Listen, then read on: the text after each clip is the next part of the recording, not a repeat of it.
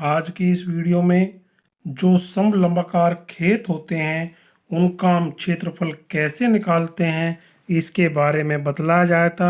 समलंबाकार कैसी आकृति होती हैं जिसकी आमने सामने की साइड जो होती है पैरेलल होती हैं, और पैरेलल का मतलब बीच की दूरी समान होती है। जैसे कि हमारी ये बीच की दूरी है, ये जितनी यहाँ है उतनी यहाँ है उतनी यहाँ है, इसे समांतर कहते हैं। इसका क्षेत्रफल हम कैसे ज्ञात करते हैं, इसका एरिया कैसे निकालते हैं, इन्हें हम फील्ड बुक के प्रश्न कहते हैं, कराया जाएगा।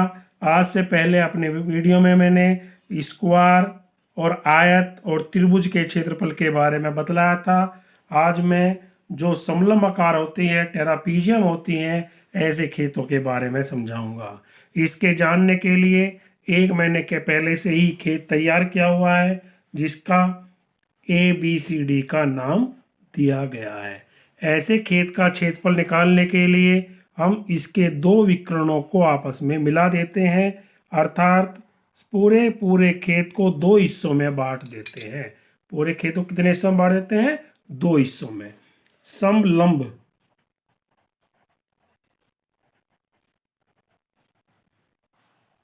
आकार खेत का क्षेत्रफल बराबर होगा त्रिभुज, इसका नाम रख दिया हमने BCD का क्षेत्रफल, BCD का क्षेत्रफल प्लस त्रिभुज ABD का क्षेत्रफल।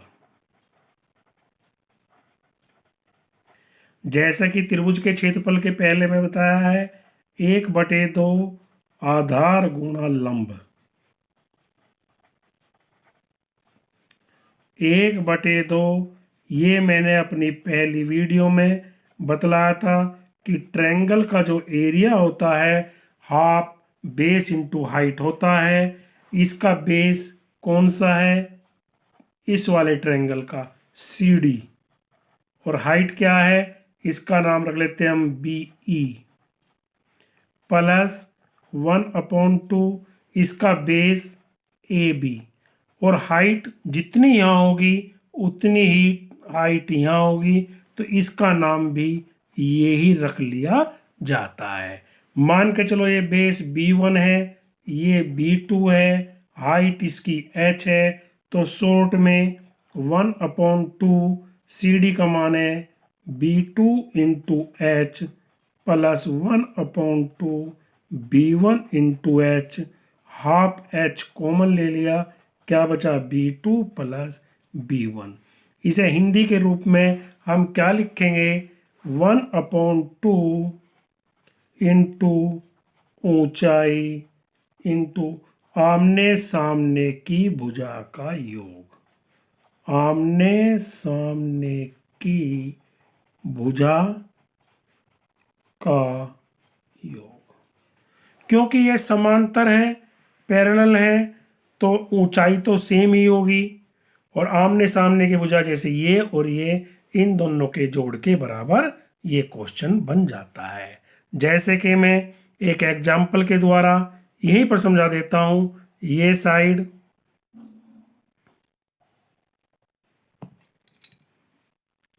10 मीटर है, ये 6 मीटर है, और इनकी जो बीच की डिस्टेंस है वो 4 मीटर है।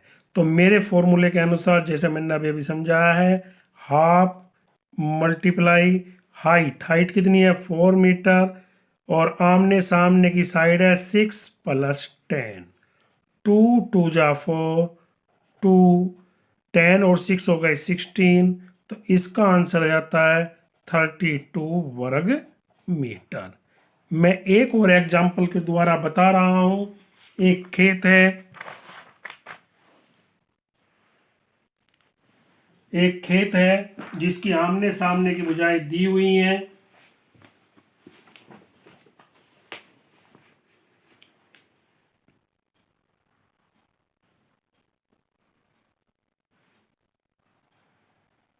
ये है, ये आपने घर के चबूतरे भी देखे होंगे। मान के चलो एक तरफ की जो साइड है वो 40 फुट है, और दूसरी तरफ की साइड 60 फुट है, और बीच में ये जो लेंथ है, हाइट है, ये 25 5 फुट है। हमें इस प्लॉट का एरिया निकालना है। इस प्लॉट का एरिया यदि हम दो तरीके से भी निकाल सकते हैं, लेकिन हमें फॉर्मूले का यूज करना है। फॉर्मूले का यूज क्या है? समलंब आकृति का, क्योंकि 25 ये है, 25 ये होगी, क्योंकि एक दूसरे के समांतर है। समांतर रेखाएं किसे कहते हैं? जो कभी आपस में ना मिलती हो। तो समांतर समलंब लिखते हैं हम इसे। समलंब चतुर्भुज का क्षेत्रफल बराबर होता है 1/2 आमने सामने की भुजा जो समांतर है का योग गुणा उनके बीच की दूरी। उनके बीच की दूरी कैसे? 1/2 आमने सामने की भुजा कितनी है? एक 40 फुट है और एक 60 फुट है। बीच की दूरी कितनी है? 25 फुट है। सबसे पहले बोर्ड मास के नियम के अनुसार हम इनको ऐड करते हैं। 100 इंटू 25 कितना हो गया? 50। 125 फुट का स्क्वायर। मैथ साइंस के अंदर हमेशा मात्रक का होना बहुत जरूरी है। अगर हम मात्रक नहीं लिखते हैं तो हमारे मार्क्स काट लिए जाते हैं। तो ये जो खेत हुआ, इसका जो एरिया हुआ वो हुआ 1250 फुट स्क्वायर। दूसरे तरीके से भी हम निकाल सकते थे। ये 40 फुट है, ये भी सामने की साइड को 40 फुट कर लो, और हम इसका एरिया, ये क्या है? लेंथ 40 है और ब्रेथ 25 है, तो ये रेक्टेंगल की शेप हुई, अलग अलग है। रेक्टेंगल का एरिया प्लस ट्रायंगल का एरिया। यदि हम इसके द्वारा भी क्वेश्चन को हल करें, ये क्या है? रेक्टेंगल। इसकी साइड कितनी है? 40 फुट। ये कितनी है? 25 फुट। मैंने पहले भी अपनी वीडियो में बतलाया था कि इसका एरिया कैसे निकालेंगे? Length into breadth. 40 इंटू 25 कितना हो गया? 1000 फुट का स्क्वायर। अब हमारा एक और पीस बच गया है इसका, उसे बोलते हैं हम ट्राइंगल। अब ट्राइंगल जब ये 60 फुट है, 40 फुट ये है, तो ये वाला हिस्सा कितना रह गया? 20 फुट। और हाइट 25 ही रहेगी, तो ये तो हो गई 20 और ये होगी 25। और ट्रायंगल का एरिया तुमको पता ही है, वो क्या होता है? 1/2 बेस इंटू हाइट, जैसा कि मैंने अपनी पहली वीडियो में बतलाया था। 20 गुणा 25 कितना हो गया? 10। 250 फुट का स्क्वायर। तो टोटल एरिया कितना हुआ फील्ड का? टोटल एरिया 1000 प्लस 250 कितना हो गया? 1250 फुट का स्क्वायर। जब हमने डायरेक्ट फॉर्मूले की सहायता से निकाला तो भी 1250 फुट इसका आया। यदि हमने टुकड़ों के द्वारा निकाला तो भी आंसर यही आएगा। आंसर हमेशा सेम आता है। एक खेत कितने भी आकृति का हो सकता है। तरह तरह, एक खेत ये है, ये रेक्टेंगल की शेप का है, लेकिन इसका हिस्सा जो आगे चलकर है वो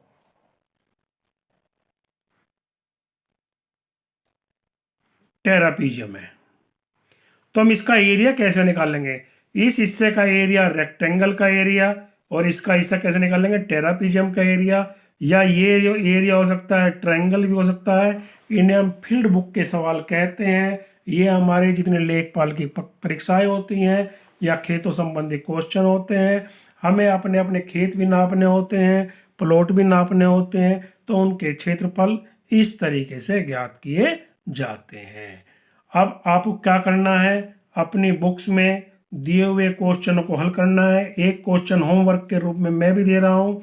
इस क्वेश्चन को हल करना है और उत्तर को भेजना है। यदि कोई सब बात समझ ना आई हो तो कमेंट बॉक्स में लिख देना है। मैं अपनी अगली वीडियो में इसके बारे में समझा दूंगा।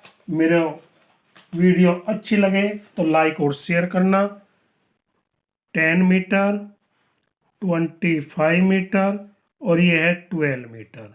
मुझे इसका एरिया निकालना है। ये लाइन इस लाइन के पैरेलल है। यदि पैरेलल नहीं होगी तो ध्यान रखना क्वेश्चन हमारा गलत होगा। ये होमवर्क में करना है। एक क्वेश्चन और दे रहा हूं, जो समांतर साइड है, समांतर भुजा 100 मीटर व 120 मीटर है, बीच की दूरी 30 मीटर है, समलंब का क्षेत्रफल ज्ञात करना है। धन्यवाद। यदि कोई बात समझ में ना आए कमेंट बॉक्स में लिख देना। धन्यवाद।